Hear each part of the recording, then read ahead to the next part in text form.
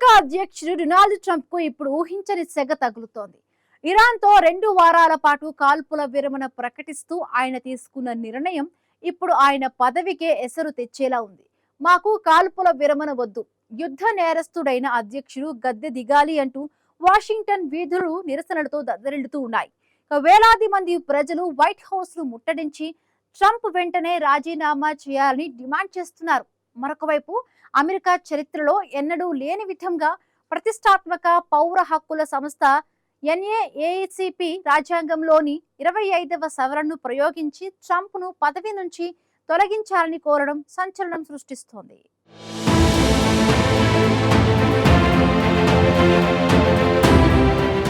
America అధ్యక్షుడిగా Trump ఎన్నికైనప్పటి నుంచి ఆయన తీసుకుంటున్న నిర్ణయాలపై సొంత దేశంలోనే వ్యతిరేకత వ్యక్తమవుతోంది.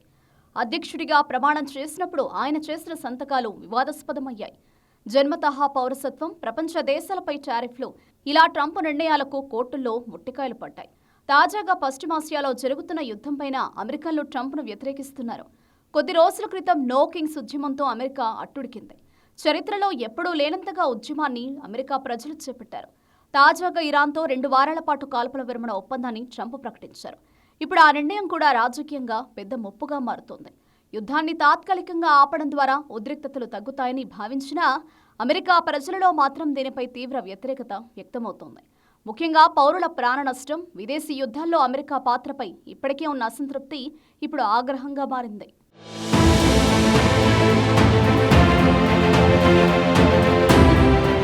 అమెరికా రాజధాని వాషింగ్టన్ డీసీ వీధులు నిరసనలతో కిక్కిరిసిపోయాయి. వేలాది మంది ప్రజలు వైట్ హౌస్ ముందు చేరుకుని ట్రంప్ వెంటనే పదవి నుంచి తప్పుకోవాలని డిమాండ్ చేస్తూ యుద్ధ నేరస్తుడు అధ్యక్షుడిగా ఉండలేడు అంటూ నినాదాలు చేశారు.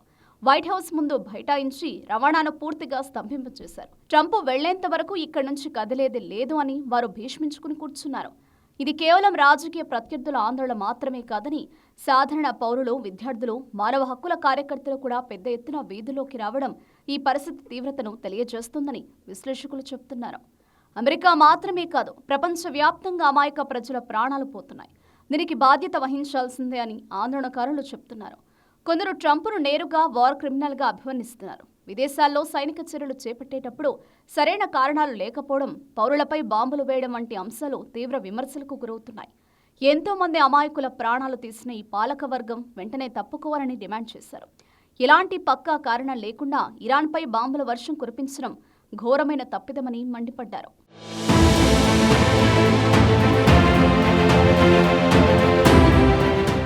అమెరికాలోని అత్యంత పురాతన పౌర హక్కుల సంస్థ national association for the advancement of coloured people రంగంలోకి దిగడం ఈ వివాదాన్ని మరో స్థాయికి తీసుకెళ్లింది.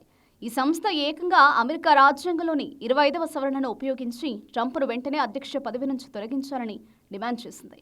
1990లో స్థాపించబడిన ఈ సంస్థ చరిత్రలో ఇలాంటి డిమాండ్ చేయడం ఇదే తొలిసారి అని విశ్లేషకులు చెబుతున్నారు. ఈ అధ్యక్షుడు పదవికి అనర్హుడు, ఆయనకు మతిస్థిమితం లేదు, అనారోగ్యంతో ప్రవర్తిస్తున్నాడు అని ఎన్ఏఏసిపి అధ్యక్షుడు డెరిక్ జాన్సన్ సంచలన వ్యాఖ్యలు చేశారు. 25వ సవరణ ప్రకారం ఒక అధ్యక్షుడు తన విధులను నిర్వహించలేనని భావిస్తే ఉపాధ్యక్షుడు, మంత్రివర్గం కలిసి ఆయనను తొలగించవచ్చు. ఇప్పుడు అదే అస్త్రాన్ని వాడాలని డిమాండ్ చేస్తున్నారు. ఒకవైపు అమెరికాలో నిరసనలు సాగుతుంటే మరోవైపు ట్రంప్ తన సంధి వ్యూహాన్ని సమర్థించుకుంటున్నారు. హార్ముజ్ జలసంధి ఉద్రిక్తతలు, అంతర్జాతీయ ఒత్తిడి, మిత్ర దేశాల సూచనలతో ట్రంప్ ఈ ఒప్పందానికి అంగీకరించారు. ముఖ్యంగా ఇరాన్ హార్ముజ్ మార్గాన్ని తెరవడానికి సిద్ధపడ్డం అమెరికా దాడులను తాత్కాలికంగా నిలిపివేయడానికి దారితీసింది. దీనిని ట్రంప్ 2 వైపులా కాల్పుల విరమణగా ప్రకటించారు.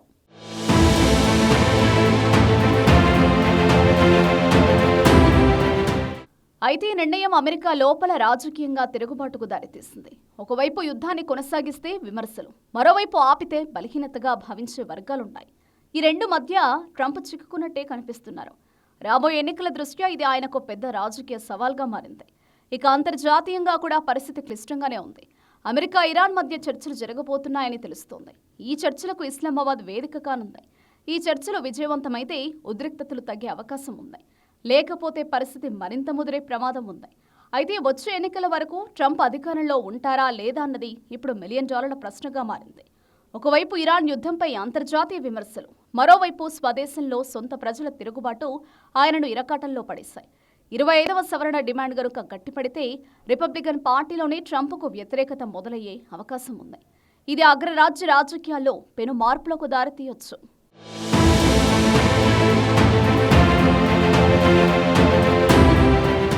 మొత్తానికి ట్రంప్ తీసుకున్న కాల్పుల విరమణ నిర్ణయం ఒకవైపు శాంతికి మార్గం వేసే ప్రయత్నంగా కనిపిస్తుండగా, మరోవైపు ఆయన రాజకీయ భవిష్యత్తు ప్రశ్నార్థకంగా మారింది.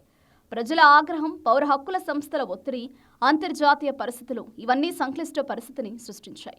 అయితే పశ్చిమాసియాలో కాల్పులు ఆగాయి, కానీ వాషింగ్టన్ వీధుల్లో నిరసన జ్వాలలు ఎగిసిపడుతున్నాయి. ఏప్రిల్ 10 చర్చల కంటే ముందే ట్రంప్ గద్దె దిగాలన్న డిమాండ్ బలపడుతోంది. అగ్రరాజ్యం మరోసారి రాజకీయ సంక్షోభంలోకి వెళుతుందా? 25వ సవరణ అస్త్రం ట్రంప్ పదవిని లాగేసుకుంటుందా అన్నది వేచి చూడాలి.